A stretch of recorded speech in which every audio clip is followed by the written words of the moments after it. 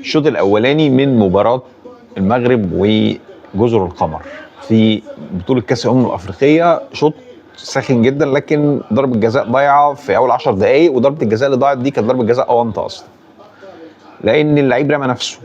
مين اللعيب اللي رمى نفسه؟ ابراهيم دياز. ابراهيم دياز فاكر نفسه في ريال مدريد، فبيعمل الشغل بتاع ريال مدريد هنا، فلبس الواد ضربه جزاء، والواد اصلا ما عملش حاجه. ضربه الجزاء دي اول ما جت انا قلت ضربه الجزاء دي هتضيع، فعلا ضاعت. يبقى المغرب ضيع ضربه جزاء في اول 10 دقائق. طبعا احنا كلنا عارفين الارض بتلعب مع اصحابها، وساعات برضو الحكام بتلعب مع اصحابها وهكذا، فدي مش حاجه غريبه، مفيش مشاكل. بالنسبه بقى لفريق جزر القمر، فريق كويس ومنظم بيلعب على الهجمه المرتده. فرقه المغرب بتحاول ان هي تخترق من العمق بسبب مهارات اللعيبه اللي عندها. سفيان رحيمي بيتطرف، لكن الشغل اللي في قلب الملعب لحد دلوقتي لسه ما انتجش حاجه. بصمات المدربين واضحه جدا. المدرب الايطالي بتاع فريق جزر القمر قادر ان هو يحفظ اللعيبه جمل تكتيكيه ويخليهم يعرفوا يتحكموا في الدفاع. كانت مشكله اصلا فرقه جزر القمر قبل كده ان هي فرقه دفاعيا ما كانتش اقوى حاجه.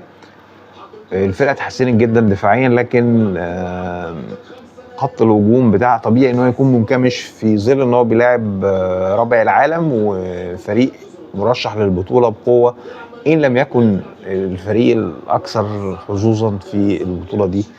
لسه هنشوف في الماتشات الجايه تطور لفريق المغرب زي ما انا متوقع.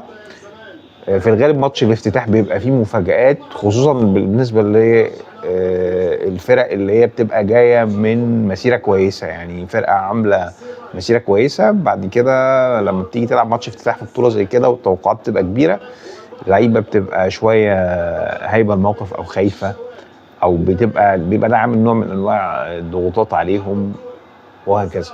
فالماتش ما كانش زي ما الناس متوقعه ان المغرب هتكسب 3 و4 سجال، وفي الطرفين نقدر نقول ان هو ماتش متكافئ بنسبه كبيره.